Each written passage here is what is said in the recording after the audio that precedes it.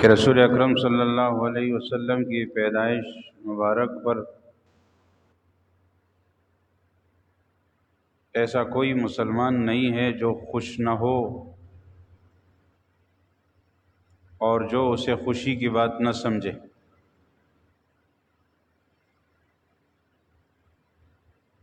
کیونکہ ہم مسلمان ہی اسی وجہ سے ہیں کہ ہم رسول اکرم صلی اللہ علیہ وسلم پر ایمان لائے، آپ کے لائے ہوئی شریعت اور دین پر ہمارا ایمان ہے۔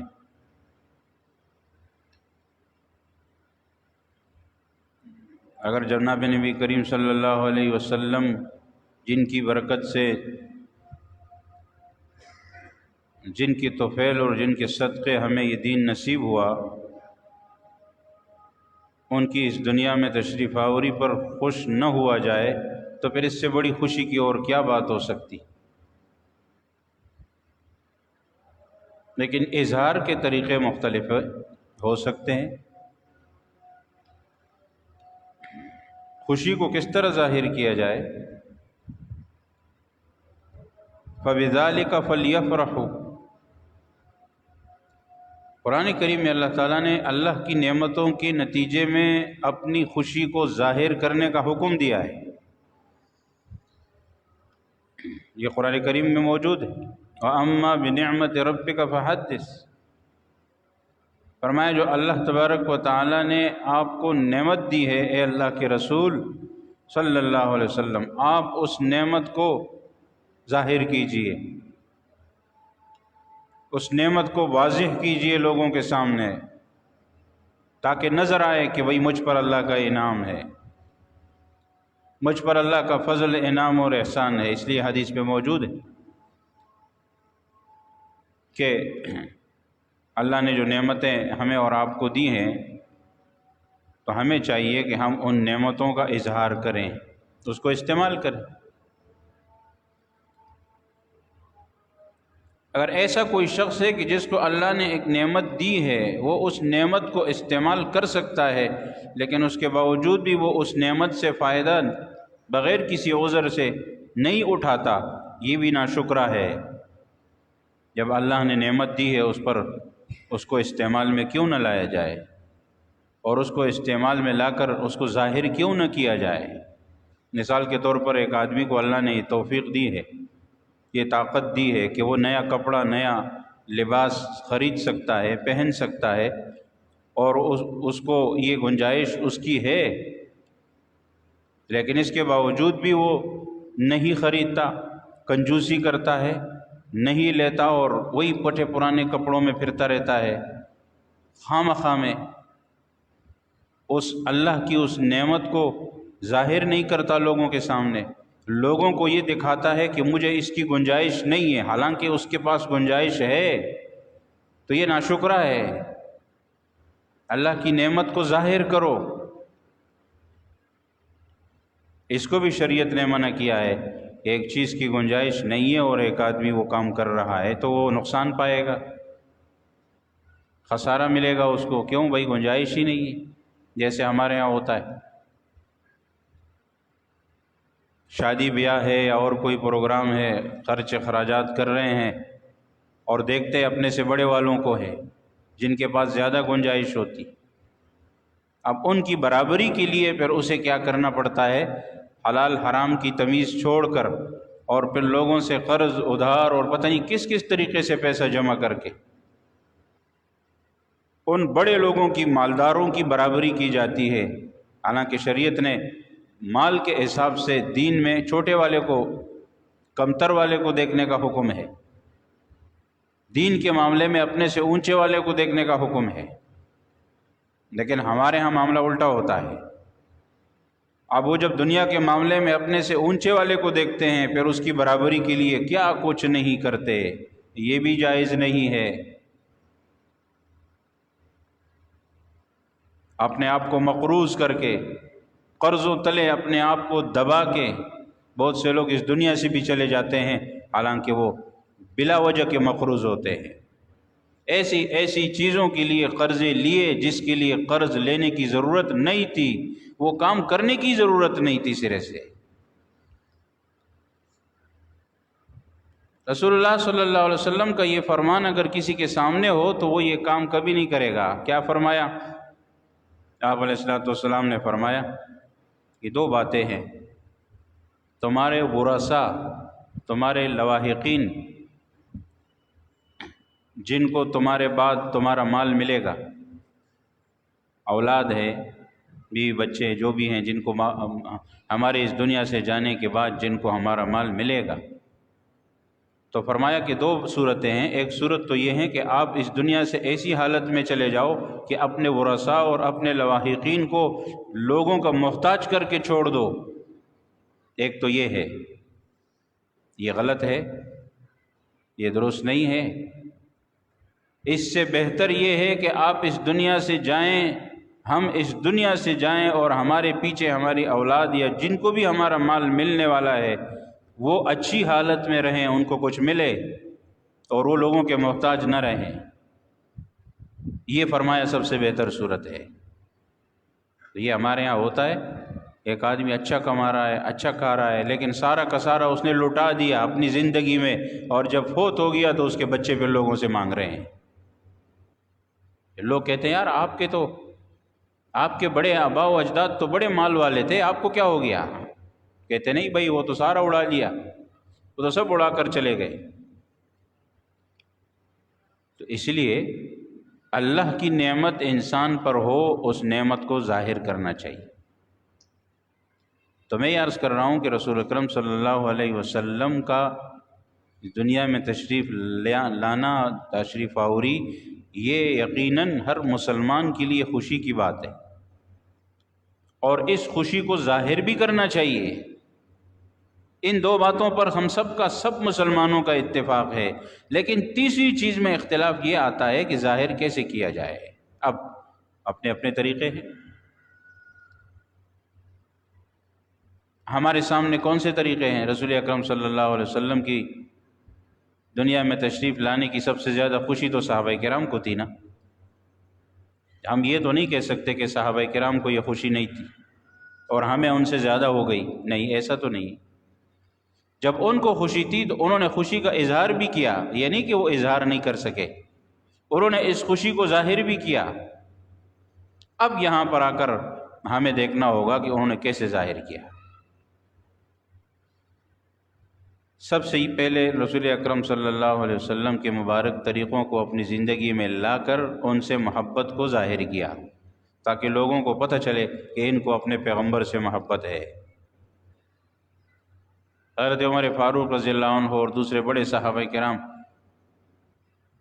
بادشاہوں کے دسترخوان پر بیٹھے ہوئے کھانا کھا رہے ہیں اور لقمہ گرتا ہے اور اٹھا کر صاف کر کے کھاتے ہیں۔ جب ساتھی نے، دوسرے صحابی منع کرتے ہیں کہ یہ آپ کیا کر رہے ہیں، یہاں تو بادشاہ بیٹھے ہوئے ہیں، تو انہوں نے فرمایا کہ میں اپنے پیغمبر کی سنت کو ان لوگوں کے لیے چھوڑ دوں؟ میرے ہاں تو وہی طریقہ سب سے بہتر ہے جو میرے پیغمبر علیہ الصلوۃ والسلام کی سنت ہے، میں اسی پر عمل کروں گا، مجھے یہ نہیں دیکھنا ہے کہ سامنے کون بیٹھا ہوا ہے۔ اب یہ محبت کو ظاہر کر رہے ہیں۔ جب دوسرا آدمی دیکھے گا تو ان کو پتہ خود بخود چل جائے گا کہ ان کو اپنے پیغمبر سے محبت ہے، تبھی تو یہ کر رہے ہیں۔ تو پیغمبر سے محبت کو عمل کے ذریعے ظاہر کر رہے تھے وہ لوگ، ان کے عمل سے، ان کے کردار سے، ان کے اخلاق سے، ان کے گفتگو سے، لین دین، تجارت، معاملات، ایک ایک چیز سے اپنے پیغمبر صلی اللہ علیہ وسلم کی سنت اور آپ علیہ الصلوۃ والسلام کی دنیا میں تشریف آوری کی خوشی اور محبت ان کے ایک ایک عمل سے ظاہر ہو رہی تھی۔ عبداللہ ابن عمر رضی اللہ عنہ رسول اکرم صلی اللہ علیہ وسلم کے پیچھے پیچھے چلتے تھے، جہاں جہاں پیغمبر علیہ الصلوۃ والسلام اپنا قدم مبارک رکھتے تھے وہاں وہاں وہ بھی اپنا قدم رکھتے تھے۔ یہ شریعت میں نہ فرض ہے، نہ واجب ہے، نہ رسول اکرم صلی اللہ علیہ وسلم نے اس کا حکم دیا، لیکن یہ محبت کے تقاضا تھا کہ میں آپ کے پیچھے چلوں گا اور جہاں جہاں آپ کا پاؤں مبارک پڑتا ہے وہاں میں بھی پاؤں رکھوں گا۔ جو شخص اس میں اتباع کر رہا ہے اور اس نے کیا ہے، وہ دوسرے کاموں میں اتباع کیسے نہیں کرے گا؟ جو ان باتوں میں پیغمبر کی پیروی کرتا ہے، دین کے معاملات میں تو لازمی کرے گا۔ اتباع اس چیز کا نام ہے۔ جب بہت بعد میں ان کی عمر ہو گئی اور نظر بھی کمزور ہو گئی تھی تو کہتے ہیں ایک مرتبہ سفر پر جا رہے تھے، ایک جگہ سواری سے اترے اور ایک جگہ کونے میں بیٹھ گئے، جیسے کوئی قضائے حاجت کے لیے پیشاب کے لیے بیٹھتا ہے، اور پھر تھوڑی دیر سے بعد اٹھ کر واپس آ گئے۔ تو ساتھیوں نے پوچھا کہ آپ کو تو کوئی ضرورت نہیں تھی، آپ کیوں یہاں اترے اور کیوں آپ نے اس طرح کیا؟ انہوں نے کہا کہ میں نے رسول اکرم صلی اللہ علیہ وسلم کو دیکھا کہ آپ نے یہاں پر ایسا ہی کیا تھا، اس جگہ پر آپ پہنچے تھے۔ اپنی ان کی زندگی، یہ تو بعد کی بات ہے، کتنا زمانہ گزرا ہوگا، ان کی آخری عمر تھی جب وہ کمزور ہو گئے تھے، کہ عبداللہ ابن عمر رضی اللہ عنہ کی عمر رسول اکرم صلی اللہ علیہ وسلم کے وقت میں بہت کم تھی۔ انہوں نے کہا کہ یہاں پیغمبر علیہ السلام اترے، یہاں بیٹھے، انہوں نے ان کی ضرورت تھی، ضرورت پوری فرمائی، پھر واپس سوار ہوئے، میں نے بھی وہی عمل کیا، اگرچہ مجھے ضرورت نہیں ہے لیکن مجھے رسول اکرم صلی اللہ علیہ وسلم سے محبت ہے۔ یہ بتانے کی ضرورت پیش نہیں آئی، بس انہوں نے کہا کہ مجھے محبت ظاہر ہوگی، اس بات سے محبت ظاہر ہو گئی، خود بخود ظاہر ہو گئی۔ سوال یہ پیدا ہوتا ہے کہ ان لوگوں کے ہاں اللہ کے رسول کی محبت تھی، وہ محبت ان کے کردار، اخلاق، اعمال اور گفتگو سے خود بخود ظاہر ہوتی تھی۔ ان کو کسی جھنڈے کی، کسی شور شرابے کی، کسی گھر سے باہر نکلنے کی، کسی چیز کی ضرورت پڑتی ہی نہیں تھی۔ کیوں؟ بھائی جب عمل سے سب ثابت ہو رہا ہے تو پھر ان چیزوں کی کیا ضرورت ہے؟ آج کا مسلمان کمزور ہو چکا ہے، اس کو یہ سب چیزیں ظاہر بھی کرنی ہے لیکن عمل سے تو کر نہیں پاتا۔ جب عمل سے نہیں کر پائے گا تو پھر کیا کرے گا؟ پھر دعوے کرے گا، شور شرابے کرے گا، لوگوں کے سامنے یہ ساری چیزیں زبردستی ظاہر کرے گا کہ مجھے محبت ہے، مجھے عشق ہے، مجھے محبت ہے۔ یہ باتیں کہنے کی نہیں ہیں، یہ کرنے کی باتیں ہوتی ہیں۔ صحابہ کرام نے زبان سے یہ کبھی نہیں کہا کہ ہم عاشق رسول ہیں اور ہم یہ ہے، ہم وہ ہے، نہیں، بس ان کے عمل سے ایسا عشق نظر آتا تھا جس کی مثال کبھی نہیں ملتی۔ تو یہ زبانی کلامی باتوں کا مسئلہ ہے نہیں، میں نے پہلے بھی عرض کیا۔ ان کو اللہ نے کامیاب کیا، میں عرض کر رہا ہوں، انہوں نے خوشی کو ظاہر کیا، انہوں نے خوشی کو لوگوں کے سامنے واضح کیا، لیکن ان کا طریقہ کچھ اور تھا۔ اپنے عمل سے بھی کیا، اپنی باتوں سے، کلام سے، گفتگو سے۔ جب صحابہ کرام ایک جنگل میں جا رہے ہیں اور وہاں جنگ کے موقع پر، سفر کے موقع پر، اور مختلف قسم کے جنگلی جانور ہے جو نقصان پہنچا سکتے ہیں، تو صحابہ کرام نے کیا کہا؟ ایک صحابی کہتا ہے نحن من امت محمد صلی اللہ علیہ وسلم، کہ انہوں نے ایک آواز لگا دی اس جنگل میں کہ ہم حضرت محمد صلی اللہ علیہ وسلم کے امتی ہیں، بس اس کا خیال رکھو۔ چنانچہ روایت میں آتا ہے کہ اس جنگل میں تھوڑی دیر میں دیکھا تو سارے کے سارے جتنے خطرناک جانور ہیں اپنے اپنے بچوں کو منہ میں دبائے وہاں سے چلے جا رہے تھے، سارا جنگل ہی خالی کر دیا۔ عمل بن گیا تھا ان کا۔ اب ان کے سامنے کسی بھی چیز کا کوئی مسئلہ نہیں پیش آ سکتا تھا۔ ان کا محبت جو ان کے دل میں تھی، جو اصل میں جو عشق تھا، اور جو ان کو جان قربان کرنے کا معاملہ تھا، وہ اسی محبت کی وجہ سے تو تھا کہ وہ اپنی جان تک قربان کرتے تھے۔ آج مکہ مکرمہ یا مدینہ منورہ میں آپ کو چند تعداد میں صحابہ کرام کی قبریں نظر آئیں گی، باقی ساری کی ساری قبریں پوری دنیا میں پھیل گئی۔ کیوں سارے کے سارے چلے گئے؟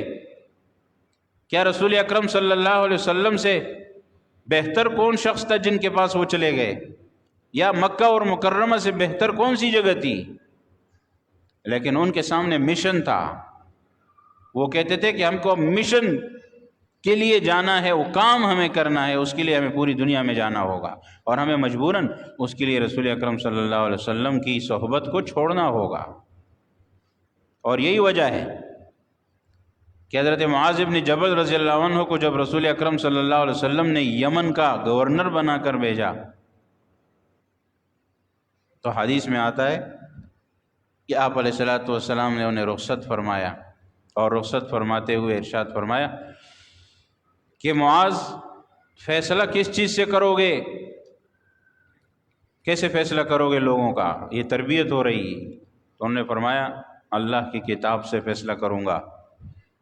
فرمایا کتاب میں مسئلہ نہ ہو تو کہا کہ آپ کی سنت سے فیصلہ کروں گا۔ فرمایا اگر اس میں بھی نہ ہو تو فرمایا اجتہد برأیی، میں اپنی رائے سے اجتہاد کروں گا، قرآن و سنت میں غور فکر کر کے اس میں اس مسئلے کا حل تلاش کر کے آگے جواب دوں گا اور مسئلے کو حل کروں گا۔ نبی اکرم صلی اللہ علیہ وسلم خوش ہوئے۔ آپ نے فرمایا اس اللہ کا شکر ہے جس نے میرے قاصد کو یہ توفیق دی کہ وہ کتاب اللہ اور سنت رسول کے مطابق ایسے درست فیصلے کرنے والا آدمی ہے۔ وہاں پر یہ آتا ہے حدیث میں، حضرت معاذ رضی اللہ عنہ آپ علیہ الصلوۃ والسلام کی جدائی میں رونے لگے۔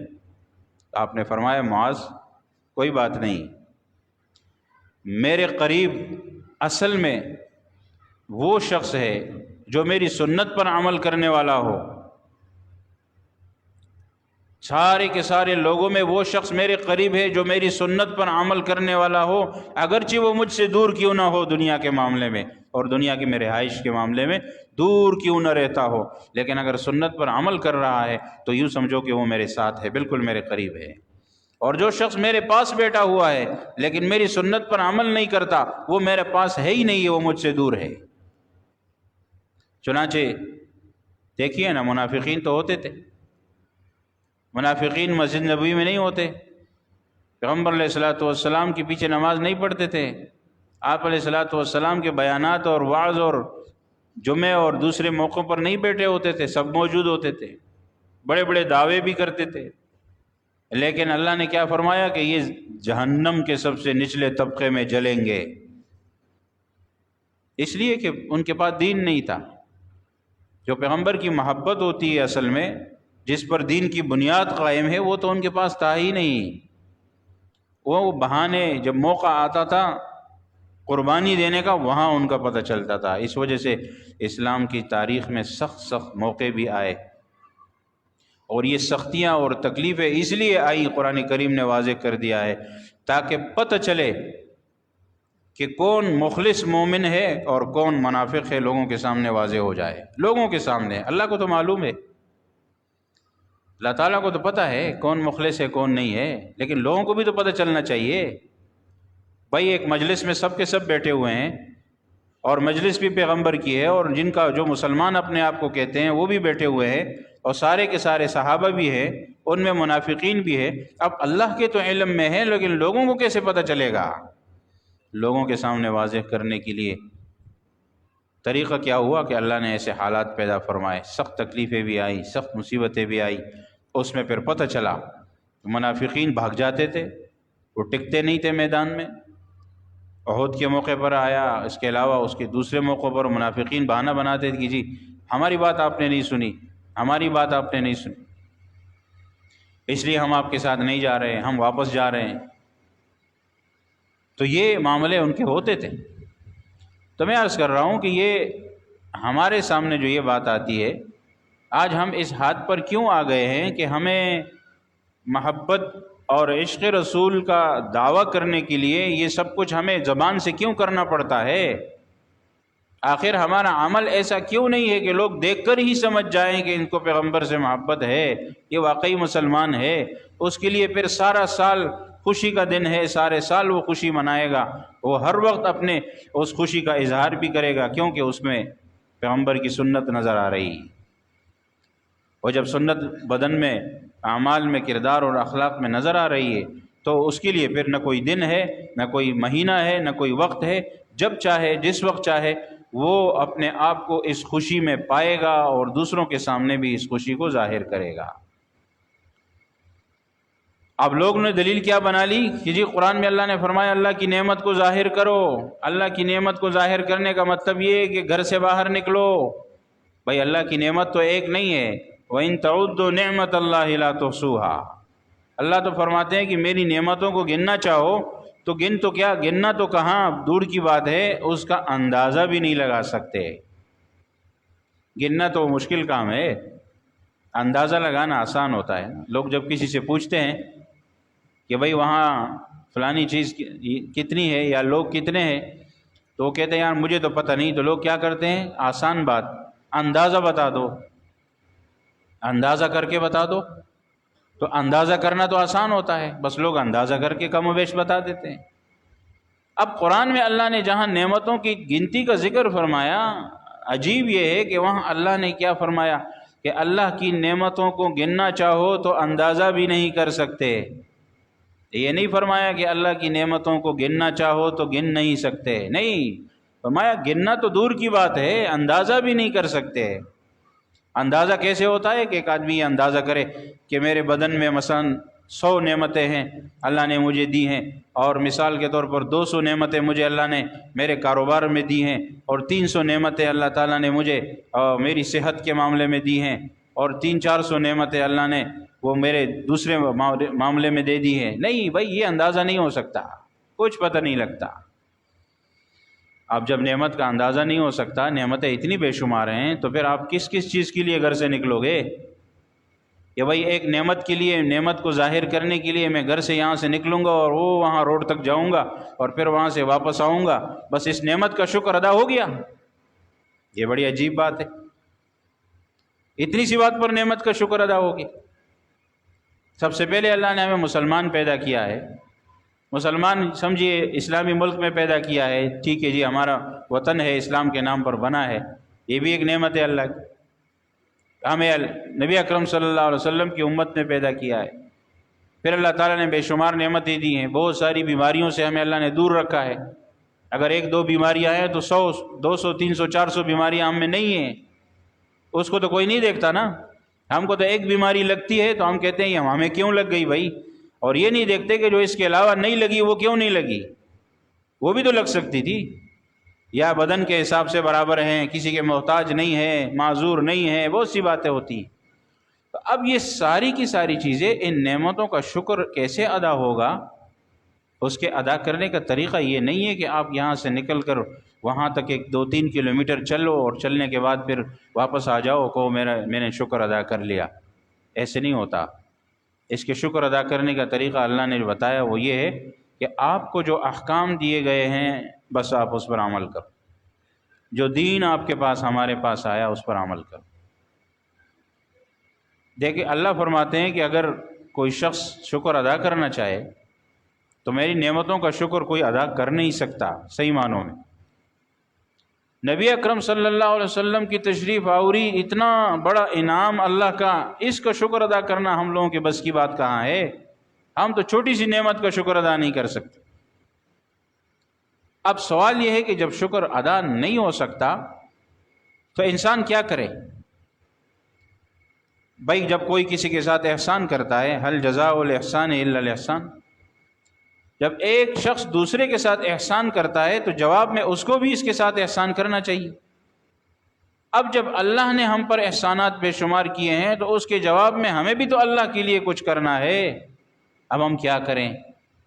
جو اللہ کے ہاں قابل قبول ہو، جو اللہ تعالیٰ ہم اپنی نعمتوں کے بدلے میں ہم سے قبول کر لے کہ ٹھیک ہے میں نے تمہارے اوپر اتنے سارے انعامات کیے ہیں کہ تم لوگ اس کا اندازہ بھی نہیں لگا سکتے، لیکن میں نے ان سب کے بدلے میں چند باتوں کا حکم دیا ہے، بس اس پر عمل کر لو، یوں سمجھ لو تم نے شکر ادا کر لیا۔ ورنہ اگر صحیح معنوں میں آئے تو شکر ادا کر نہیں سکتا۔ ساری زندگی انسان سجدے میں رہے وہ شکر ادا نہیں کر سکتا۔ بیک وقت انسان 2 مرتبہ سانس اندر بھی لیتا ہے، باہر بھی کھینچتا ہے، 24 گھنٹے ہماری سانس چلتی ہے۔ شیخ سعدی رحمۃ اللہ علیہ نے اس پہ لکھا ہے کہ انسان جب سانس لیتا ہے تو سب سے پہلے نعمت تو اللہ کی یہ ہے کہ اس نے سانس لی، اس کو صاف ہوا میسر ہے۔ جو نہیں لے سکتے اسپتالوں میں پڑے ہیں، جن کو آکسیجن لگے، جن کو وینٹیلیٹر لگے، جا کے پتہ کریں، جو لے نہیں سکتے سانس۔ تو ایک نعمت تو یہ ہو گئی۔ پھر دوسری یہ ہے کہ یہ نعمت اگر جب ہم نے سانس لے لی اور یہ ادھر ہی رک گئی تو یہ مر جائے گا، انسان زندہ تو نہیں بچے گا۔ اب دوسری نعمت یہ ہے کہ یہ سانس پھر باہر بھی آئے، صاف ہوا اندر بھی جائے اور جو استعمال شدہ ہے وہ باہر بھی آئے۔ 1 سیکنڈ کے اندر آپ کو 2 نعمتیں اللہ کی مل گئی۔ اب اس پر شکر کیسے ادا کرے؟ ساری زندگی تو سجدے میں پڑے رہیں گے، اس کا شکر ادا نہیں ہو سکتا۔ یہ تو صرف ایک بات ہے، اس کے علاوہ باقی لے لیں، بے شمار چیزیں لے لیں، رزق ہے، روزی ہے، صحت ہے، اور اسی طرح جو ہے وہ بے شمار انسان کو اللہ نے نعمتیں دی ہیں۔ تو شکر ادا کرنے کا اللہ نے طریقہ یہ بتا دیا کہ بس جو میں نے دین دیا ہے اس پر عمل کرو، اور اگر اس پر عمل کر رہے ہو اور پیغمبر علیہ السلام کی سنت سے اللہ سے محبت ہے، عشق ہے جس کا تم دعویٰ کرتے ہو، تو یہ تمہارے بدن پر نظر آنا چاہیے۔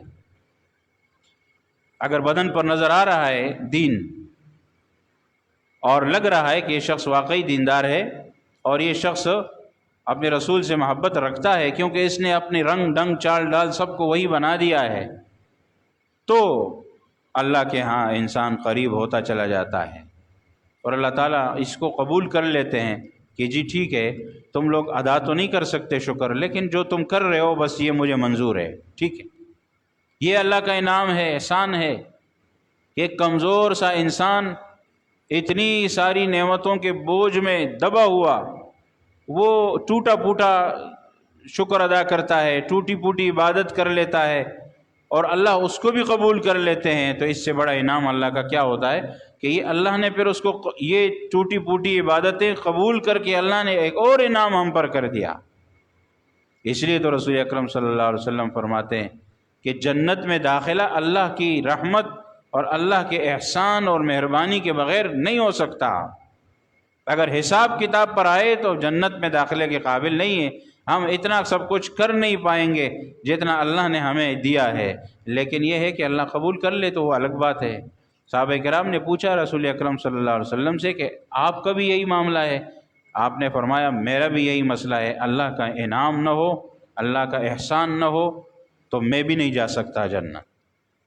اب اس سے بڑی کیا بات ہو سکتی؟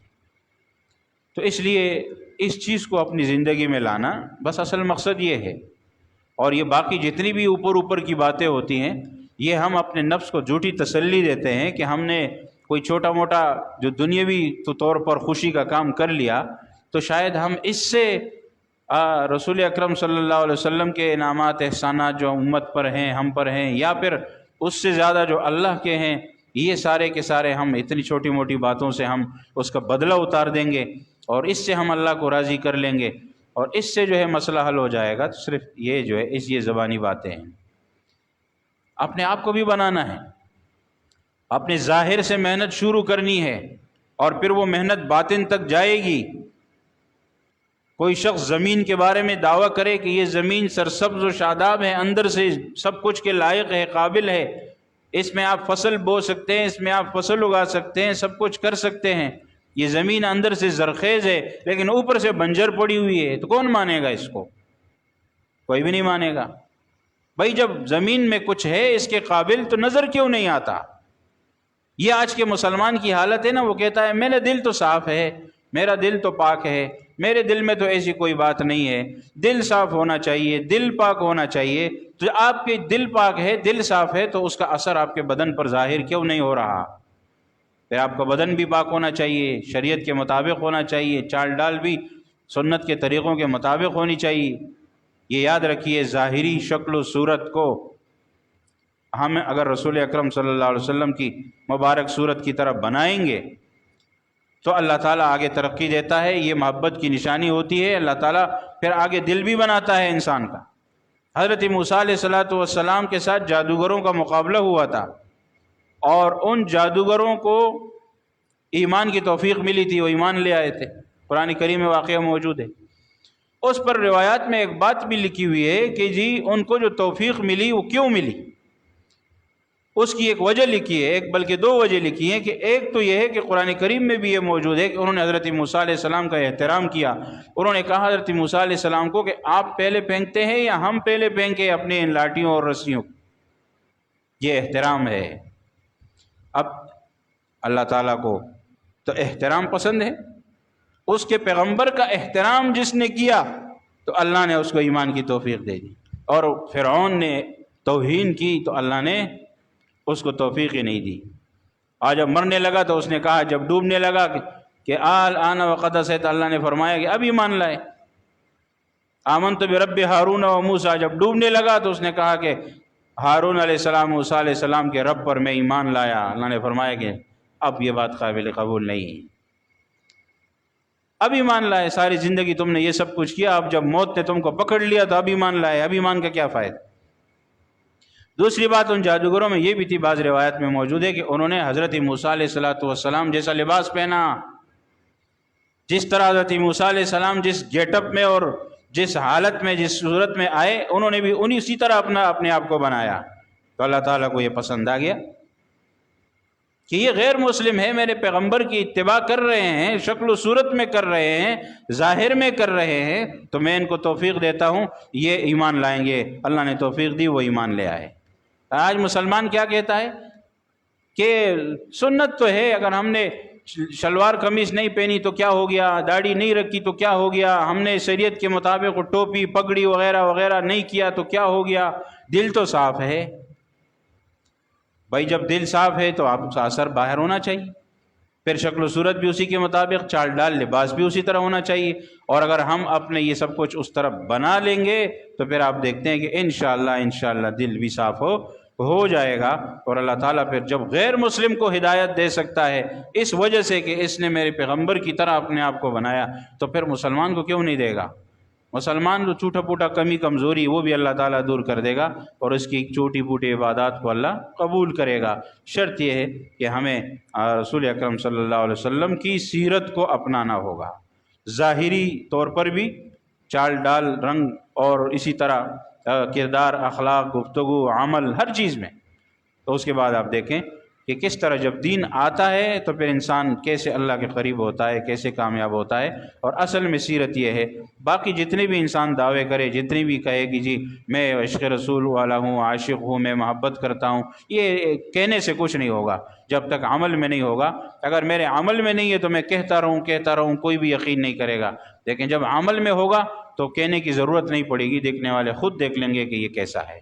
جب اللہ کے ولی کو، اللہ کے دوست کو کوئی دیکھتا ہے تو اسے خود پتہ چلتا ہے کہ یہ نیک ہے، اور اس کے چہرے سے نورانیت برس رہی ہے، اور یہ اللہ کے قریب قرب والا مقرب بندہ ہے، اور جس میں نہیں ہوتا اس کا صاف پتہ چلتا ہے۔ بہرحال اللہ تبارک و تعالی ہمیں نبی اکرم صلی اللہ علیہ وسلم کی سیرت مبارک کو عملی طور پر، واقعی طور پر، حقیقی طور پر اپنانے کی اور اپنی زندگیوں میں لانے کی توفیق نصیب فرمائے۔ وما الا البلاغ، سنت ادا کی۔